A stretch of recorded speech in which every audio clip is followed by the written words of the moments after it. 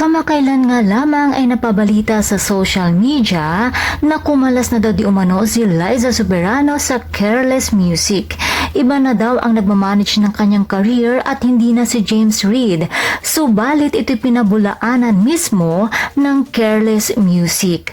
Dahil ayon sa naging ulat ng ABS-CBN News at ayon nga sa naging mensahe ng Careless Music, Liza Soberano is still with Careless Music. No statement on the rumor. Thank you for clarifying. Kaya naman, hindi totoo na lumipat na si Liza sa ibang management.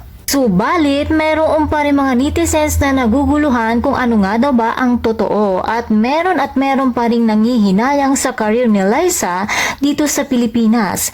Hindi tuloy maiwasan na maikumpara muli ito kay Catherine Bernardo na patuloy ang pamamayagpag ng kanyang karera. Samantala, trending naman ngayon sa ex si Liza Soberano dahil masaya at kinikilig ang kanyang mga fans dahil inilabas na ang first poster for Zelda Williams directorial debut film Liza Frankenstein na kung saan ito ang first Hollywood movie ni Liza Soberano.